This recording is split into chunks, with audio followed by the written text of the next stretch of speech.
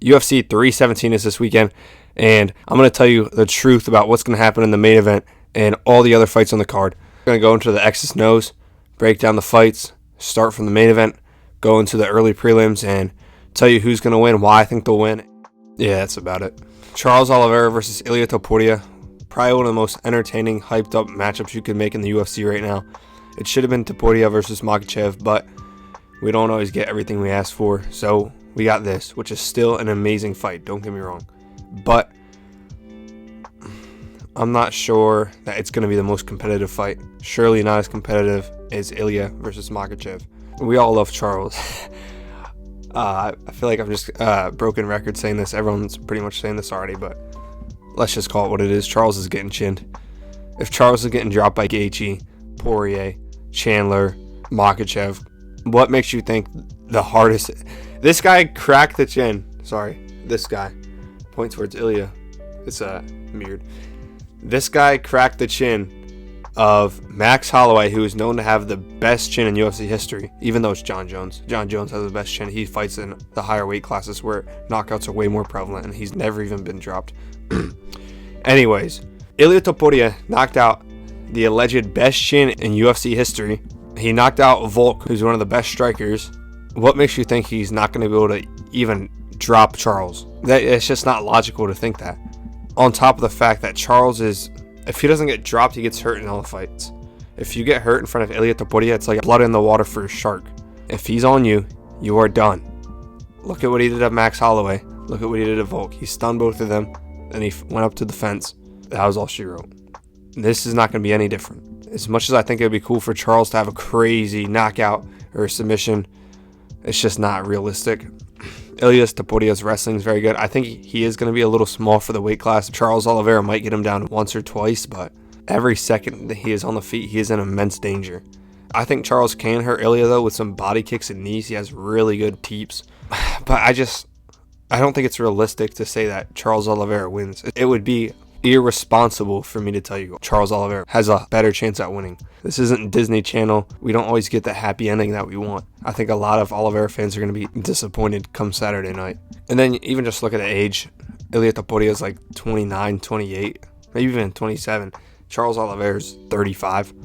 He's slightly washed at this point, a little slower, and you do not want to be slow against Topuria. So all the damage Charles has taken, all the losses. It's not like he's on a crazy win streak. He's coming off, one win against a washed Michael Chandler who just got exploited by Paddy Pimblett. This is the easiest call in UFC history. I'd bet a lot on Topuria. Sure, Oliveira has a puncher's chance, but let's just call it what it is. What is he going to do to Topuria? He's not going to knock him out. Topuria has a good chin. His defense is getting better and better.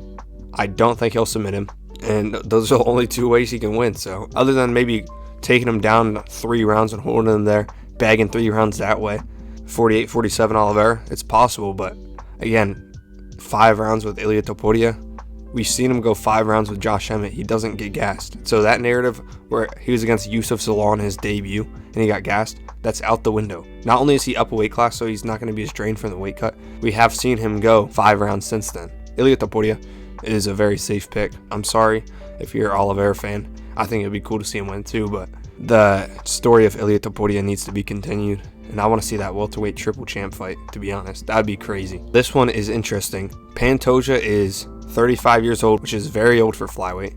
That's the equivalent to, say, 40 in heavyweight. And Kai Kara-France is in his prime. Kai Kara-France is going to have some serious striking advantages on the feet. He's going to have a lot more power. He's going to be a lot cleaner, a lot more technical. Pantoja's never been technical with his striking. His striking has always been a tool just so he can get to the grappling. He swings punches, not too much stop behind him, and goes for the takedowns, similar to a Merab. Albeit, Pantoja does have some very decent power for a featherweight, but on the feet, it's going to be Kai Kara-France's fight all day. But how is Kai Kara-France going to do with the grappling? You know, Askar Askarov was able to take him down multiple times. Amir Albazi, even though he beat Amir, Pantoja is 10 times more dangerous than these guys. And, you know, originally I was thinking Kai Kara-France could win. Literally up until now, I was thinking Kai Kara-France could win. But then I really just am thinking about it. I'm like, why am I picking Kai Kara-France? I'm picking Kai Kara-France because I think he can knock out Pantoja. I'm relying on him to catch Pantoja rather than just his skill set being better than Pantoja's. Because it's not. Pantoja has a far better skill set. He already beat Kara France, albeit it was a close fight. So this one is very hard to call. I could see Kara France catching him, but do I really want to rely on that? The odds of him catching Pantoja for a win? Because I think if it's a decision, Pantoja's likely going to win. Again, I could see Kara France doing that. But Pantoja does have the better chance of getting a decision and a submission. His BJJ is insane. Nothing Kara France has ever seen. Pantoja's on a whole different level. His confidence has got to be at an all-time high. He just defeated Kaya Sakura, who's a way better striker than... Maybe not way better. He's a better striker than Kara France, though. Undoubtedly. This one's hard, dude. I really think this is a true 50-50. Not be a bad idea to throw some money on Kara France. But overall, I think I give Alejandro Pantoja the slight edge. Like 52% to 48%. Just because of the grappling. I think he's going to be able to overwhelm Kara France with the grappling. Throw some strikes, annoy him on the feet, and then take him down, smudge him. He's going to be stronger, bigger. And while he is older, I mean, we haven't seen any signs of a deteriorating chin yet, so I don't know how much we should really factor that. But yeah, I think Pantoja slightly wins this one. I don't think it's going to be a domination, to be honest. It could look like the Moreno fight, even a split. But I'm going to ride slightly with Pantoja here. Next, we got Benny Dariush versus Renato Moicano. I think a lot of people are missing this one. I'm going Benil Dariush. Look, if you look at Benil Dariush's performance against Gamrot, it was night and day. His grappling and anti-grappling was insane. His power on the feet, insane. His striking, it's so basic, but it works. Especially with the power he carries. And Renato Moicano is very chinny. Like, if he gets caught by Dariush, it's going to be over. Oh, I can't. Look, Dariush is one of my favorite fighters, so that may cloud my judgment. But Moicano is older than Dariush. Like, that, don't use that age excuse with me. Moicano is older, and he has taken just as much damage, been dropped just as many times. Plus, Benny has had a while to sit out, and Renato just got embarrassed and his confidence destroyed in his last fight. Not even close. First round finish. And yes, Benil Dariush would have had a closer fight with Islam Makhachev. I promise you that. On the ground, Renato Moicano is not going to be able to big bro Dariush by any means. Dariush truly has some of the best grappling in lightweight. And on the feet, like I said, I just see Benil cracking him. We saw BSD win a round against Moicano on the feet after he got obliterated on... Did I say on the feet? I said on the feet, right? Yeah, it was after he got obliterated on the ground, like that 10-7 round.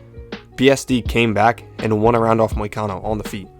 And he's just as slow as Dariush. Probably worse technique, worse defense. Both chinny, but the thing is Dariush has way more power. And I think their grappling cancels out. So I'm going with Dariush. He's a younger guy too. He may drop the first round due to ring rust, but I'm going him like a 29-28 or even a knockout TKO. I'm really excited to see this one. I think this one's going to be great for hardcore fans. It might not be the most entertaining, but I'm telling you the scrambles will be crazy if there are any. And if there's not, I think the stand-up exchanges will be pretty good. But I'm riding with Benio. Next, we got Brandon Royval versus Joshua Van. On most websites, Joshua Van is a favorite, but I guess the UFC has him as an underdog here. Anyways, this one's very hard to call, but I think I'm going to go with Brandon Moreno, and here's why. I just called him Brandon Moreno. Brandon Royval, excuse me. I think I'm going to go with Raw Dog Royval. Jeez. Look, Royval not only has amazing striking, but he has crazy grappling as well. We just saw him defeat a red-hot Tatsuro Taira. He's very motivated right now. And while I love Joshua Van, his style's super fun to watch. Oh, his boxing's so good. So it's hard to pick against him, but he's taking a huge step up on short notice. If it was a full camp, I might change my thought around, think of things a little differently, but Royval's just so much more well-rounded. And Van does have good takedown defense, but Royval doesn't even need to get the takedowns to win this. He has the range, again, the striking, the power. I don't know. This one is, again, very, very close. This one's kind of like the co-main event. I could really see it going either way. This is just too big of a step up for Joshua Van, and Royval has great cardio. He can really put it on him in the third round, second. I think he gets this one done. I don't know. This one's, like, again, so hard to pick. I could see it going either way. I'm not saying there's no chance Van can win because Van has been looking insane and his confidence is on top of the world right now. But I'm going to go with Royval. We have seen Van knocked out before. And Royval's coming off one of the best wins of his career against Tatsuto Taira. So I'm going to go with Brandon Royval. And Tatsuto Taira is a good grappler too, and Brandon Royval was destroying him there. And then on the feet, not close.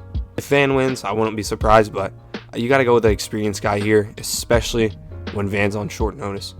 Peyton Talbot versus Felipe Lima. This one is a hard fight to call as well. It's like every fight's close. Might not be the best night of picks for me. No, it will be. Screw that. This night of picks is going to be my best. Felipe Lima has pretty good grappling from my understanding, which is Talbot's weakness. But Talbot on the feet is insane. Crazy power, crazy accuracy, super speed, great chin. Felipe Lima is not chinning Peyton. I'll tell you, that's not going to happen. So let's get that out of the way. Now, is he going to be able to take Peyton down? Well, his takedown accuracy is in the 70s, so I'm sure he'll take Peyton Talbot down once. But Peyton Talbot does still have underrated ground game. I think he's going to really hone in on that part of his game. And at this point in time, he's evolving quickly with how young he is. He's a smart kid, very athletic. I'm telling you, he is going to be 10 times better from that Barcelos loss. And again, his striking on the feet. Striking on the feet. What else would it be? Freaking ground and pound? No, his striking is better than Lima's. And Lima's a very good prospect. Lima does have some knockouts too. Lima's also coming off a win too. He's going to have the momentum. But I just feel like Talbot's going to be able to catch him. That's where I make the mistake. I feel like Lima could win decision by just holding him down. But Talbot could win by doing more damage on the feet. Screw it. I'm going Talbot. He's going to hurt him. He's going to hurt him bad on the feet. He could win a decision, but I think Talbot's going to win by knockout. He's going to be very, very well evolved from that Ronnie Barcelos fight. And we just saw Ronnie Barcelos do good against Cody Garbrandt, who does have good grappling. I don't think it's that bad of a loss. And on the feet, he was tagging up Barcelos. And he hit him with that nice trip. So I'm going with Peyton Talbot. Jack Hermanson versus G-Rod. This is probably one of my locks of the card. I'm going Gregory Rodriguez. It's going to look similar to the Pyfer and Hermanson fight, except Rodriguez has better grappling, a deeper tool bag on the feet, and I think he's stronger. He's also probably more durable. Jack Hermanson couldn't hurt a fly on the feet. His only way to win this is through the grappling, but I think with the 3 rounds they have, Hermanson's not going to be able to drown G-Rod like he drowned Pyfer. So I think Gregory Rodriguez is going to hurt him bad on the feet and probably knock him out. Easy pick. Go with G-Rod. This one's the hardcore fight of the night. Everyone's saying this is going to be a banger. I think most people have Hyder Emil as a favorite, but I'm actually going with Jose Miguel Delgado. His grappling's better, in my opinion, and they're about even on the feet. On paper, Delgado should win that. So unless he gets caught, I think Delgado's going to win. If Emil can defend the takedowns, it's going to be trouble. But even that on the feet, it's not like Jose Miguel Delgado is a fish out of water. So Delgado just he's more well-rounded. So on paper, he should win. I'm going by that. Like I said, I'm going into the X's and O's, and they're telling me pick Jose. So I'm going Jose Miguel Delgado. Tracy Cortez versus Viviana Rujo. Tracy Cortez. Terrence McKinney versus Vyacheslav Borchev. I'm going with Terrence McKinney. While he is a little chinny, this dude has some crazy power. He's very fast. Borchev, bro, come on, he's 8-5. Terrence McKinney's likely going to chin him. And Terrence actually has pretty decent anti-wrestling, so if for whatever reason Borchev tries to take him down, it will be to no avail. That's probably another lock, one of my locks. Nico Price versus Jacoby Smith. Bro, this fight is criminal. Like, it should not be sanctioned. Jacoby Smith is going to do horrible things to Nico, unfortunately. I mean, he's a younger guy. He's faster. Nico Price gets knocked out by a gust of wind anymore. And Jacoby Smith, there was a lot more than just a gust of wind, so I got to go Jacoby Smith. It'd be irresponsible of me to pick Nico Price. It'd be unwise. He has no way of winning this fight. Jacoby Smith is an absolute lock. Jonata Denise versus Alvin Hines. Denise actually has very good striking, which is rare for heavyweight. His anti-grappling's okay. Not the best, but he's going to win this fight probably. And look, I don't know these folks. I'm going to go with Christopher Edward. If you have anything different or disagree with anything I said in this video, please let me know in the comments. I'll respond to all of them as I always do. I just want to thank you for watching, and I'll see you soon.